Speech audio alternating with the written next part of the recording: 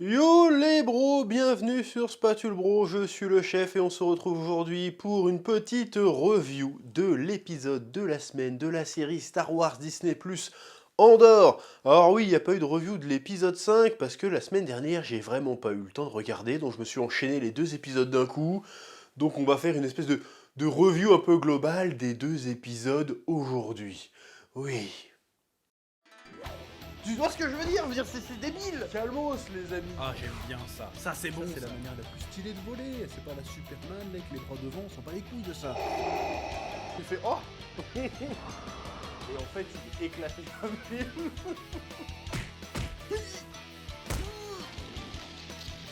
Je sais pas ce qui m'a pris là. Là j'ai craqué. Bon, déjà ce que je tiens à dire, c'est que je trouve dommage pour le coup. C'était prévisible, hein, je l'avais vu venir déjà, qu'il y ait vraiment zéro hype autour de cette série. On en parle très très peu. J'ai l'impression que ça a l'air de faire un petit bide. Et c'est bien dommage parce que de mon point de vue, ça reste la proposition Star Wars la plus intéressante qu'on ait eue ces dernières années, et de loin. Franchement, encore une fois, je l'avais déjà dit, et je pense que ceux qui regardent la série s'en rendent bien compte, c'est une vraie proposition d'un Star Wars différent. On serait limite à dire ça pourrait ne pas être Star Wars, que ça marcherait quand même. Bon, certains diront que c'est un handicap du coup, parce que si ça pourrait ne pas être Star Wars, pourquoi faire du Star Wars? Ça se défend. J'avoue que ça se défend. Mais moi, je trouve ça mieux qu'on nous file un Star Wars différent, plutôt qu'on essaye de nous donner un Star Wars Eco Plus, si tu vois ce que je veux dire. Que je suis désolé, mais Book of Boba Fett, ça avait beau puer Star Wars sur tous les plans, c'était quand même du très mauvais Star Wars. C'était limite une parodie de Star Wars, c'était la série B de Star Wars. Obi-Wan Kenobi, ça aurait pu être bien, ça aurait dû être beaucoup mieux que ça aussi, pareil. Il y avait le fanservice pour carry la série. Mais voilà, là on nous propose une vraie proposition de Star Wars où on continue à explorer les fins fonds, les tréfonds plutôt, de l'univers Star Wars, en nous montrant une autre facette, le côté un peu lutte sociale, les différentes classes sociales, le côté l'homme de la rue dans Star Wars, que je trouve très intéressant. Donc c'est un peu dommage que ça ait l'air de bider, parce que franchement, je pense que la série mérite le coup d'œil, et je trouve qu'encore une fois, c'est un peu comme pour Dragon Ball Super Hero, hein, on en avait parlé sur l'autre chaîne, je trouve que ça va envoyer un mauvais signal. Ça veut dire que Disney ils vont se dire, bon, bah quand c'est pas des Jedi, quand c'est pas du fanservice, ça fait revenir des anciens acteurs ou quoi que ce soit, quand il n'y a pas de Skywalker ou d'Obi-Wan, et ben ça n'intéresse pas les gens, bah du coup on va arrêter de faire ça. Et c'est dommage, c'est franchement dommage. Il n'y a même pas de grosses chaînes qui ont l'air d'en parler sur YouTube, bon à part celle-ci. Bon, est-ce qu'on sait une grosse chaîne? J'en sais rien. Mais c'est vrai que là je flex un peu, mais en quelques mois on s'est imposé chaîne pop culture à la Spatule Bro, on parle un peu de tout, ça marche bien, tant mieux, ça fait plaisir. Mais ce n'est pas le sujet de la vidéo. Oui, bon, bref, c'est dommage que ça bide un peu parce que c'est franchement bien. Mais après il reste encore 6 épisodes. J'espère que d'ici là, ça trouvera franchement son public parce que ça vaut vraiment le détour. Oui. Bon, et pour parler des deux derniers épisodes, j'ai envie de te dire, eh ben voilà! Voilà! Tu veux faire une série une série pop culture, une série geek, une série même Star Wars, en parlant du monde d'aujourd'hui, eh ben, tu peux le faire! Et tu peux le faire intelligemment, avec subtilité, avec un véritable propos. Voilà, pour faire une série qui parle du monde aujourd'hui, c'est parce qu'il y a énormément d'échos à notre monde, à nous, dans cette série. Il suffit pas de mettre 3 Renois et 24 LGBT pour que tout de suite ça devienne pertinent et que ça reflète quoi que ce soit. Là, la série, elle fait ça, un petit peu, mais c'est dans le propos, c'est dans ce que ça raconte que ça fonctionne, qu'on peut voir les allégories, qu'on peut voir le parallèle, et que du coup, le message, le propos fait mouche. C'est il nous laisse le soin à nous de le comprendre. On nous prend pas un truc, on nous l'enfonce pas dans la gorge. Non, on te présente une histoire, on te présente des personnages, et le message derrière, le propos derrière, s'impose de lui-même. Tu le comprends. Et du coup, il te touche beaucoup plus. Et ça marche. Et ça, déjà, c'est appréciable. Comme quoi, c'est possible que voilà, le problème qu'on a, c'est pas le message, c'est pas le propos, c'est pas la réflexion, c'est la manière de le délivrer qui semble bien souvent, trop souvent, hyper forcé et maladroit et nul à chier surtout. Là, c'est bien fait, j'aime bien. Bon, alors déjà, on assiste enfin à la mission d'Andor, qui se fait baptiser Glenn, et de son équipe de petits rebelles sur la planète Adani, je crois. Aldani ou Adani, je sais plus exactement. Donc leur but, c'est de faire un braco et de cambrioler, braquer pour le coup, braquer le maximum de crédit d'une réserve de l'Empire. Bon, je trouve toujours un peu bidon le fait que dans un univers comme ça, où il y a des putains de vaisseaux, il y a des putains de droïdes doués de conscience et tout, ils soient obligés de payer avec des pièces, et que ça soit pas dématérialisé, mais bon, admettons, faut pas oublier que Star Wars, c'est un futur des années 70. Hein. D'ailleurs, cet aspect-là est très très bien retranscrit dans la série. C'est-à-dire qu'on a de la moustache, on a des grosses ronflaquettes, voilà, limite il y a les pantalons pas de def. Rien que tu vas voir il y a une scène qui est intéressante, je sais plus dans l'épisode 5 ou 6, où t'as le mec de la corporation, j'ai oublié son nom. D'ailleurs j'ai toujours pas compris ce qu'il fout là, lui je sais pas qu'est-ce qu'ils veulent raconter avec ce mec là, mais pourquoi pas. J'ai l'impression qu'ils veulent faire un espèce d'incel en fait. Quand je regarde bien, tu sais, le gars il veut faire genre c'est un meneur d'homme, c'est un mâle alpha et tout, et puis en fait il se fait recadrer parce qu'en fait c'est un lâche, et il retourne chez sa mère en boitant, et puis c'est sa mère qui lui retrouve un travail, et puis en fait le gars il va être frustré parce que il est pas lui-même à la hauteur de ce qu'il veut avoir, et du coup il va être frustré et il va devenir un proto-nazi de l'Empire. Je sens que c'est ça. On verra, peut-être que l'histoire me donnera tort, mais je sens que c'est ça. Enfin bref, mais tu vois l'appartement, tu dis ouais, c'est un futur des années 70, quoi. Ça sent le Formica, le je sais pas quoi, là. Donc voilà, il y a ce côté-là, que le coup de vas-y, on fait des stocks de crédits, et en fait les crédits c'est des jetons de casino, tu te dis bon, dans un univers où la technologie essaie d'avancer, tu trouves ça un petit peu bizarre, mais bon, allez, pourquoi pas, admettons, on accepte ça dans l'univers. Évidemment, la mission se passe plus ou moins bien, hein. Il y a toujours, faut qu'il y ait un couac, parce que si ça se passe trop bien, évidemment, il y a pas vraiment d'aventure. Donc la mission est plutôt cool. Ce qui est dommage, c'est que ben ils crèvent plus ou moins tous, hein. Ils sont passés à ça de réussir franchement, mais il y en a 3 ou 4 qui sont morts, il me semble, donc il reste plus que la blonde, dont j'ai oublié le nom, il reste du coup Andor, et il reste l'indienne, là, je sais plus comment elle s'appelle, qui ont survécu. Le jeune avec son manifeste, il m'a fait marrer. Je me suis dit, oh putain, ils ont mis Karl Marx dans la série.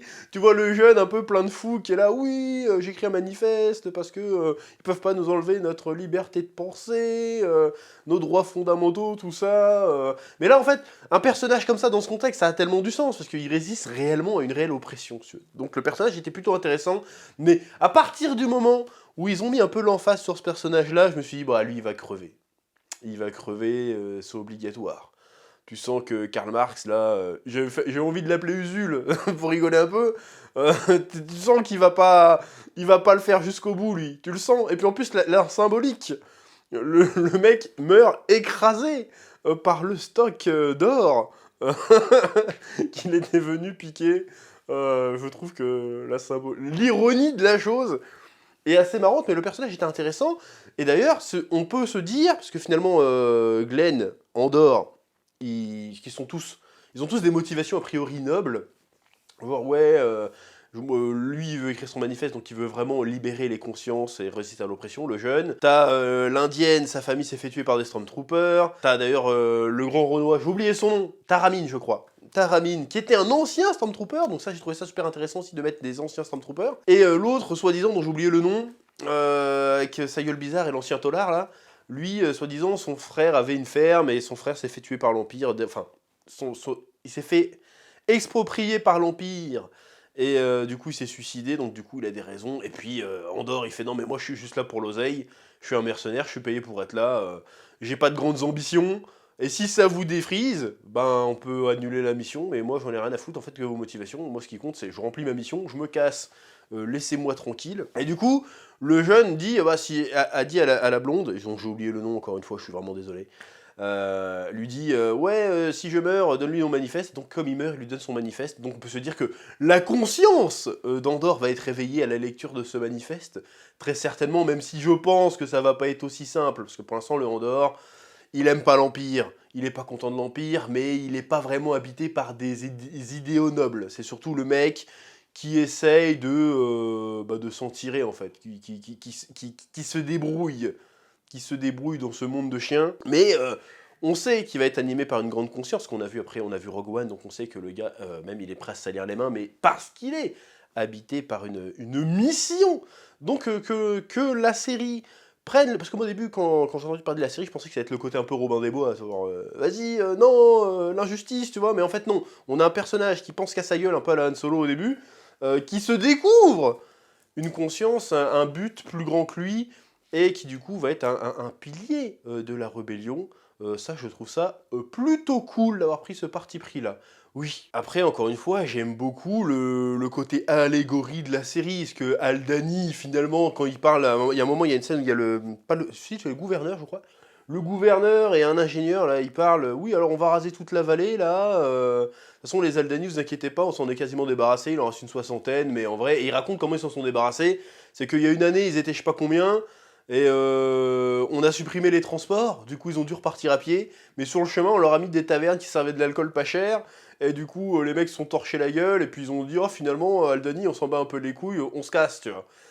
Ils l'ont fait un peu, ça m'a rappelé, bon je suis pas un expert en histoire, mais ça m'a rappelé un peu les techniques de bâtard qu'utilisaient les colons anglais en Amérique, c'est-à-dire que ce qui a niqué les Indiens en grande partie c'est le whisky en fait. C'est ça, hein.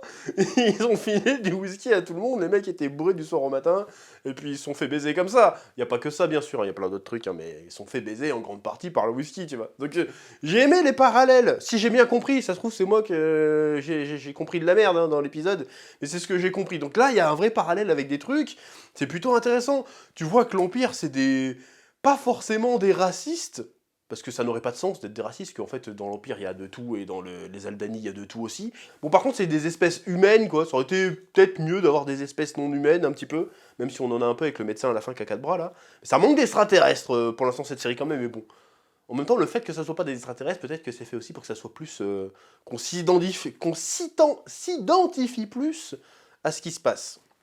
Que finalement tu vois des Stormtroopers qui butent des Jawas, tu t'en bats les couilles, alors que si tu vois des gens qui butent d'autres gens, tu fais oh c'est terrible. Enfin bref, en fait ils ont un mépris, tu vois, genre ouais, les mecs qui vivent encore dans des cahutes, on les sent à 2 km à la ronde, ils puent du bec, c'est quoi ces clochards, place au progrès, place à l'industrie s'il vous plaît, tu vois, c'est ce mépris là qui fait un peu penser aux industriels d'aujourd'hui, ou même aux colons, tout simplement, qu'on a eu dans l'histoire. C'était un peu ça, vas-y, les autochtones, là. Ouais, c'est bien joli, vos maisons en merde séchée, mais un peu de civilisation. Allez, hop, tu vois, et si t'es pas content, on te fume. C'est un peu ça. Donc je préfère qu'on parle de ces sujets-là comme ça, en sous-texte, on comprend de quoi ça veut parler, on comprend à quoi ça fait référence, mais même si tu l'as pas, tu peux quand même suivre l'histoire, tu vois. C'est ça que j'aime bien dans cette série, et dans les séries bien faites en général, en fait. C'est le minimum à la base. Donc je trouvais ça plutôt cool, et à chaque fois tu vois le... Je vais l'appeler le Renoir, c'est pas bien de l'appeler comme ça, mais il est caporal, je crois. Le caporal, ou lieutenant, non, caporal, lieutenant, le lieutenant, je crois qu'il est lieutenant. Colonel. Bah, tu vois de qui je parle. On va l'appeler le colonel. À chaque fois qu'il y a un mec, même ses subordonnés qui font des blagues un peu... pas racistes du coup, parce que c'est pas le sujet, mais genre fait ouais, au moins, tant mieux qu'ils sont plus nombreux, comme ça on les sentira moins et tout. Il fait... il a envie de dire putain quel fils de pute, et puis il fait ouais c'est vrai, t'as raison. J'aimais bien voir la gueule du mec à chaque fois que les mecs sortaient des dingueries comme ça. C'était assez croustillant, et ça montrait vraiment que les gars sont un peu détestables quand même. Mais est-ce qu'ils le sont est-ce qu'ils ont conscience d'être détestables? Est-ce qu'ils sont vraiment habités par la haine? Je pense que c'est plus subtil que ça. Je pense qu'ils se croient, qu'ils se pensent, se croient, ça se dit pas. Je pense qu'ils se croient, qu'ils se pensent réellement supérieurs en fait. Parce que ouais, nous on vient dans des vaisseaux spatiaux, on construit des barrages, on va construire des villes, on est l'Empire si tu veux, en fait, on fait partie de l'Empire. Vous en fait, vos traditions, vos machins... c'est bien gentil, mais ça pue un peu la merde. Il y a un petit côté plus arrogant que haineux, je trouve. Ce qui ne retire en rien le fait que l'Empire, en général, ça soit des fils de pute, mais ça humanise un petit peu rien que de voir le gouverneur qui essaye de préparer sa famille et qui fait « Oh, mais les mecs, si on n'est pas parfait, nous, on veut se barrer de là. On veut être affecté ailleurs. Donc vas-y, on va bien se mettre bien propre. Le gamin, tu fermes ta gueule et tu fais ce qu'on te dit. Tu montres qu'en fait le gars, il se croit supérieur, mais lui-même n'est qu'un rouage, parce qu'en fait il a pas envie d'être là, tu vois. Donc je trouve ça plutôt intéressant. On a aussi quelques petits passages du côté de Motma. Non, Motma. Je vais l'appeler Motma, tu sais de qui je parle de toute façon, hein, la sénatrice, qui est censée devenir la chef de l'Alliance Rebelle. Tu vois qu'elle a du mal à gérer son foyer. Tu vois qu'en fait qu'elle a fait des sacrifices. Du coup, elle est pas très souvent avec son mari, elle est pas très souvent avec sa fille. Sa fille lui parle comme de la merde. Voilà, et là franchement j'ai soufflé. Ça raconte quelque chose, donc c'est bien fait. Mais là, je vais sortir du cadre de la critique et je vais dire, ça m'énerve de voir des gamins comme ça qui font genre les ingrats, genre, eh, fais pas genre, tu t'intéresses à moi. Ça existe en vrai, ça? Ça existe en vrai? La meuf, c'est une fille de sénatrice, elle vit sur Coruscant. 99% des autres planètes de la galaxie, ils vivent dans des cabanes en mer séchée. Et l'autre, elle arrive à faire genre, de toute façon, ma mère s'occupe pas de moi. Qu'est-ce qu'on a à foutre dans la vraie vie, les gamins comme ça, ils sont partis s'acheter des sacs Gucci et se faire des lignes de coke. Ils ont rien à péter que leur mère s'occupe pas d'eux, c'est quoi ça? N'importe quoi. La pauvre petite fille riche, je lui mettrai 2 claques dans sa gueule et je l'enverrai bosser à l'usine, tiens, ça lui fera les pieds. Ouais, je parle comme un vieux con. Mais j'en ai rien à foutre. Bon, bref. Et son mari qui dit rien, qui sert à rien en fait. Il fait genre, parle pas. Pour au moins faire semblant. Et dis donc, on parle pas comme ça à sa mère. Et il dit rien. Mais pareil, pourquoi il reste avec sa mère du coup s'ils peuvent plus se blairer c'est qui le gars? Il a l'air d'être puissant, il a l'air d'avoir de l'oseille aussi.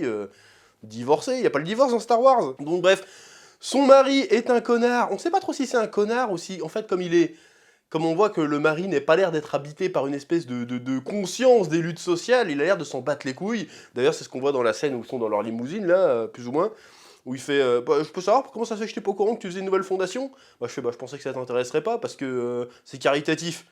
Et il fait, tu vois son visage, je fais, ouais, effectivement, je m'en bats les couilles, c'est caritatif, je m'en bats les couilles. Donc ce mari a l'air d'être un peu un connard embourgeoisé. Mais on sait pas s'il est embourgeoisé de par la position de sa femme, ou si de base il pèse aussi. J'aimerais bien avoir cette subtilité-là, parce que ça change beaucoup de choses. Si le gars, de base, a construit sa fortune plus ou moins tout seul, et qu'il s'en bat les couilles, ça raconte pas la même chose que le gars profite de la position de sa femme pour se faire mousser. Tu vois ce que je veux dire? C'est pas tout à fait la même chose, donc je suis curieux de savoir, d'en apprendre un peu plus sur son mari, voir comment il fait pour peser, à faire des dîners mondains, tout ça. Parce que franchement, s'il graille sur le dos de sa femme, c'est encore plus une merde, tu vois. Or que si le gars s'est fait tout seul, entre guillemets, bon, c'est un connard, mais un peu moins quand même, c'est ce que je veux dire. Il est moins détestable, il fait genre, oui, enfin, les pauvres ils ont qu'à se démerder, tu vois, c'est pas mon problème. Mais si lui en plus, il est là où il est juste parce qu'il a gratté sur le dos de sa femme, c'est un hypocrite, c'est un fils de pute. Tu vois ce que je veux dire ou pas? Donc, ce qui est intéressant avec les problèmes familiaux de cette femme, c'est que tu montres qu'en fait, elle sacrifie beaucoup pour la cause, même si la cause n'est pas encore très bien établie. Alors, et inconsciemment, on le sait, c'est parce que l'Empire, c'est les méchants. Enfin, je mets des guillemets, mais il n'y a pas de guillemets, c'est les méchants, l'Empire. Il n'y a pas de souci. Mais ça serait bien qu'elle réaffirme un petit peu pourquoi elle se bat, en fait. Parce que là, c'est bien beau de faire genre, oui, je me bats pour les opprimés, oui, mais bon, définis les oppressions, exactement. Mais un mot sur ce que tu combats, ça serait peut-être plus intéressant, même si on le sait, si tu veux. Mais formule-le, c'est mieux. Ça serait moins manichéen si tu pouvais formuler un peu ce que tu reproches à l'Empire, à part le fait d'être un Empire. Et même, on la voit au Sénat, elle est en train d'essayer de faire passer un amendement d'une loi pour favoriser un peuple à la con, d'une planète à la con. Et en fait, et c'est là que j'ai dit, mais oui! Oui! C'est là que j'ai dit, mais oui! Comment tu peux être aussi accurate? Ouais, j'utilise des mots d'anglais de fils de pute. Elle essaye de défendre une cause importante, les sénateurs doivent voter, le Sénat est vide! Mais oui! Mais c'est ça! Là, je fais, putain, c'est le plan le plus réel de tout Star Wars! J'ai fait, mais oui! Là, ça me parle! Là, je dis d'accord! Là, je mets mon gilet jaune, là, je fais oui. Là, ça me parle. Voilà, il y a une meuf qui essaye de faire les choses bien, il y a un sujet important, personne n'est là, tout le monde s'en branle. Tant que les gars, ils ont leur chèque à la fin du mois, ils ont leur position, ils disent, ils sucent l'Empire, il n'y a aucun problème. Est-ce que t'as eu un plan dans Star Wars plus réel que ça?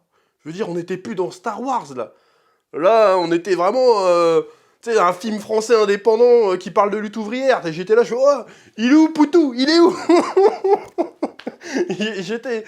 J'ai fait oui. Putain, des plans comme ça, je fais d'accord, là je veux bien. Là ça me parle. Franchement, ce plan était génial.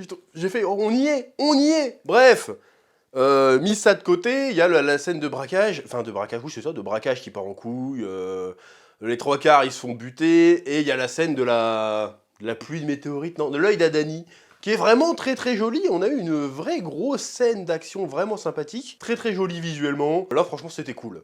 C'était vraiment, on a vraiment eu du grand spectacle pour le coup, parce que jusqu'ici c'était assez... bon, c'était joli mais c'était un peu morne quand même, tu vois, il y avait pas de...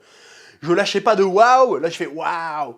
C'est vraiment beau, il y a la tension, il y a tout ce qu'il faut, il y a le pilotage, l'autre il a le dos pété à cause des pièces d'or, il est là, vas-y, fonce et tout. La scène était cool, et puis il y a, quand il va se faire soigner chez le mec à quatre bras là, j'allais dire chez Macogneur, j'allais l'appeler. C'est ça non, Macogneur dans Pokémon là, qui a quatre bras là, bref. Je disais, ah, peut-être qu'ils vont réussir à réparer sa colonne vertébrale, parce qu'apparemment, non, en fait, il a vraiment été écrasé. Le gamer, et puis t'as le tolard qui fait, on a 80 millions de pièces d'or, là, de crédit. Franchement, viens, on partage, parce que moi, je peux pas piloter, mais si tu veux, viens, on se casse tout de suite.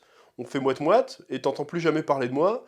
Et Andorre, il réfléchit pas, il fait genre, il rentre dans le jeu, et puis il le bute direct, il fait, bon, si je le bute pas, c'est lui qui va me buter, en fait. Parce que quand tu fais une proposition comme ça à un mec, et que tu lui dis non, bon, le gars est grillé en fait. Donc soit il te bute, et il fait genre c'est toi qui as voulu te barrer, soit tu le butes avant. Donc il le bute, il fait genre vas-y ma cogneur là, je t'achète ton vieux vaisseau, je prends ma part, je te rends ta pierre, je me casse.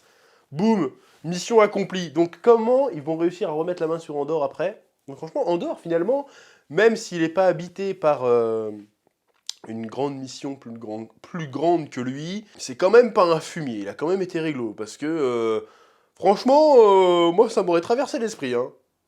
Peut-être pas de buter tout le monde, mais de faire genre, attendez, je me gare bien, et puis je me casse avec les 80 millions et les autres crevards, on les laisse sur leur planète de merde. Je dis pas que j'aurais fait, et je dis que ça m'aurait traversé l'esprit, et je pense que ça aurait traversé l'esprit de beaucoup de monde. Que franchement, faut être un saint. Un putain de saint. Imagine, t'as 80 millions d'euros là, dans ton coffre, et là, tu vas les envoyer à la bonne cause alors que tu crèves de faim, hein, tu vas faire... Je pense que j'aurais envoyé... j'aurais gardé un petit million pour moi, tu vois, au moins, tu vois. Je suis une personne détestable. Oui, mais je l'assume. Enfin bref, un très bon épisode. Il en reste encore 6. Ça va être plutôt une longue saison comparée au standard de Disney+. Et franchement, je demande qu'à en voir plus, que franchement, c'était vraiment très bien. Et j'espère que la popularité de la série va aller en grandissant, parce que ça mériterait d'avoir quelques saisons. Pour le moment, en tout cas, je trouve ça vraiment ambitieux, vraiment intelligent, vraiment bien fait, pour le moment. Pour le moment. Ça se trouve, je vais arriver dans 2 épisodes en disant, bon, finalement, oublie ce que je dis, c'est de la merde. C'est pas impossible, mais pour l'instant, je suis plutôt satisfait de cette série. Voilà. Sur ce, comme d'habitude, pouce bleu, commentaire, abonnement, et puis je te dis à très bientôt sur Spatule Bro, que la passion te guide. Oui.